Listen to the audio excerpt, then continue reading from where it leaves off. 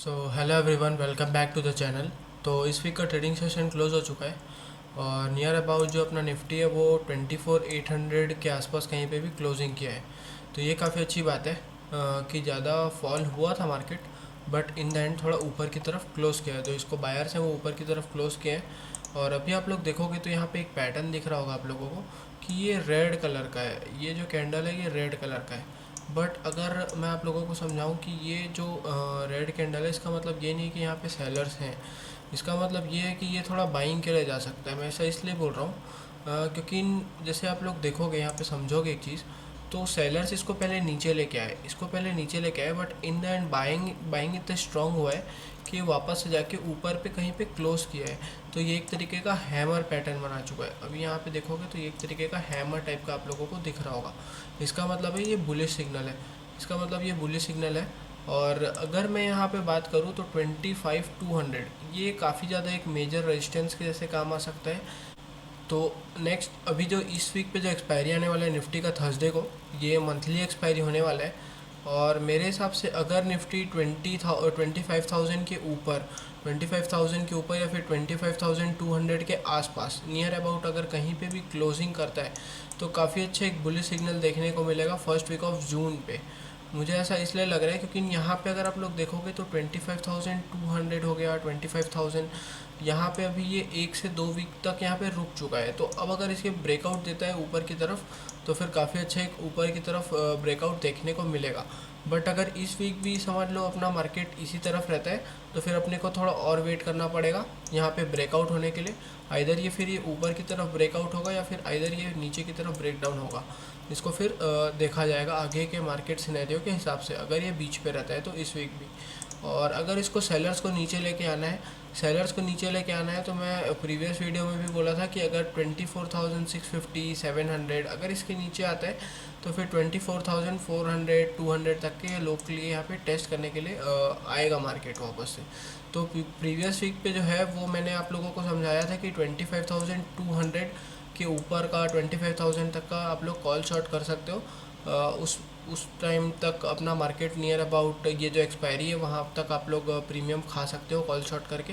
ये मैंने आप लोगों को समझाया था। हिट द लाइक बटन अगर आप लोगों को एनालिसिस समझ में आती हो, और डेफिनेटली शेयर कीजिएगा और सब्सक्राइब करना ना भूलें।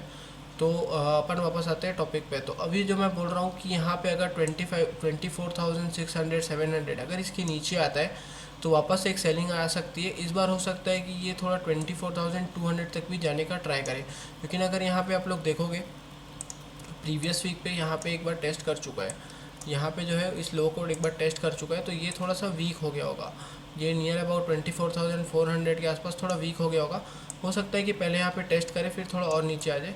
तो इसके लिए भी अपन रेडी रह सकते हैं। अगर ये मार्केट अपना नीचे की तरफ आना, डेली कैंडल अगर गैप डाउन खुल के नीचे आता है तो फिर काफ़ी अच्छी सेलिंग देखने को मिल सकती है। तो चलिए अभी मैं आप लोगों को डेली चार्ट में समझा देता हूँ। तो ये है निफ्टी का डेली चार्ट। अभी आप लोग देखोगे तो यहाँ पे कंटिन्यूसली एक थोड़ा सा साइडवेज जा रहा है अपना मार्केट। यहाँ पे कंटिन्यूसली एक साइडवेज जा रहा है। जैसे कि यहाँ पे पहले एक साइडवेज था, फिर यहाँ पे एक ब्रेकआउट टाइप का हुआ, बट यहाँ पे बहुत ही ज़्यादा कन्फ्यूज़न है। यहाँ पे सेलर्स की भी काफ़ी ज़्यादा लड़ाई हो रही है और यहाँ पे बायर्स की भी काफ़ी ज़्यादा लड़ाई हो रही है मार्केट को ऊपर या फिर नीचे लेके जाने के लिए। तो बेस्ट केस पे ये रहेगा कि अपन अगर इसके ऊपर ट्रेड करें नियर अबाउट समझ लो 25,100 150 अगर इसके ऊपर ट्रेड करें तो ज़्यादा सेफ साइड रहेगा मेरे हिसाब से। और अगर आप थोड़ा रिस्क लेना चाहते हो तो 25,000 के ऊपर कोई भी डेली कैंडल क्लोज होता है तो फिर आप लोग एक ट्रेड प्लान कर सकते हो नीचे की तरफ से फिर ये सारे जो पुट हैं ये सारे शॉर्ट कर सकते हो।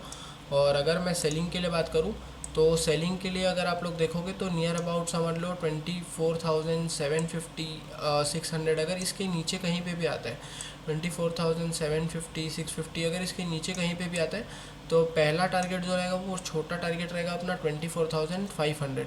यहाँ पे एक साइकोलॉजिकल टारगेट हो जाएगा 24,500।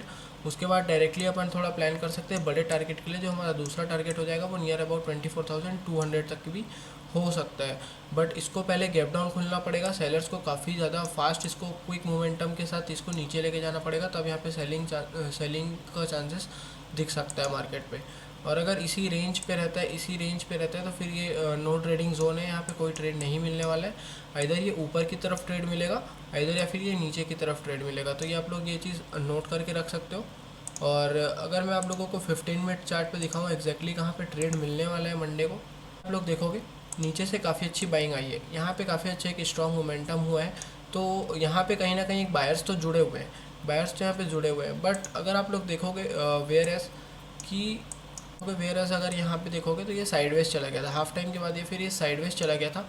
तो बेस्ट सिनेरियो ये रहेगा कि अगर समझ लो ये गैप अप खुलता है काफ़ी बड़ा, अगर ये गैप अप खुलता है काफ़ी बड़ा नियर अबाउट 25,000 के आसपास, 25,000 के आसपास गैप अप खुलता है, तो अगर ये गैप अप खुल के थोड़ा सा भी नीचे आता है नियर अबाउट समझ लो 24,930 हो गया, 940, अगर इसके आसपास कहीं पे भी आता है 25,000 पे खुल के, और यहाँ से अगर कोई बुलिश पैटर्न दिखाता है तो एक काफ़ी अच्छा एक ऊपर की तरफ मोमेंटम वापस से देखने को मिल सकता है। अगर यहाँ पे देखोगे तो यहाँ पे एक सपोर्ट टाइप का ले सकता है मार्केट इस जोन पे, यहाँ पे एक सपोर्ट बना हुआ है। अगर मार्केट में कल काफ़ी बड़ा गैप डाउन खुलता है, अगर कल काफ़ी बड़ा गैप डाउन खुलता है नियर अबाउट समझ लो 24,700 इसके आसपास कहीं पे भी खुलता है, तो फिर एक काफ़ी ज़्यादा कंफ्यूजिंग सिनेरियो में हो जाएगा, क्योंकि ऊपर से यहाँ से काफ़ी ज़्यादा कॉल शॉर्ट होने लग जाएंगे, यहाँ पे सेलर्स काफ़ी ज़्यादा ऊपर से नीचे ऊपर बैठ जाएंगे। और अगर मैं बायर्स की बात करूँ तो बायर्स अपना होल्ड रखेंगे अपना पोजीशन जब तक ये 24,600 के आसपास नहीं आ जाता। तो अगर 24,700 के आसपास खुलता है तो फिर आप लोग कुछ नहीं, एक्सपायरी तक के लिए मेरे हिसाब से 1-2 दिन के लिए आप लोग ये प्लान कर सकते हो कि ऊपर से कॉल शॉर्ट कर सकते हो, नीचे से पुट शॉर्ट कर सकते हो सकता है कि आप लोगों को थोड़ा सा प्रीमियम डिके देखने को मिले। बट मेरे हिसाब से ये थोड़ा रिस्की हो जाएगा, क्योंकि अगर ये 24,700 650 के आसपास कहीं पे भी आता है तो फिर एक चांस बन सकता है सेलिंग का। बट इसको क्या है, बड़े बड़े रेड कैंडल टाइप का इसको शो करना पड़ेगा, जैसे कि इस लेंथ पे, अगर इस लेंथ पे टाइप का अगर ये रेड कैंडल ऐसे टाइप का बनाता है तो फिर डेफिनेटली यहाँ से बायर जो है वो सेलर जो है वो डोमिनेट करने वाला है यहाँ पे मार्केट को, तो फिर यहाँ पे सेलिंग का अपॉर्चुनिटी दिखेगा। बट अगर ये स्लो एंड स्टडी अगर ऐसे टाइप का रहता है, अगर ऐसे टाइप का सेलिंग आता है, स्लो एंड स्टडी नीचे जा रहा है नीचे जा रहा है, तो फिर उतना ज़्यादा मोमेंटम देखने को नहीं मिलेगा सेलर्स की तरफ से।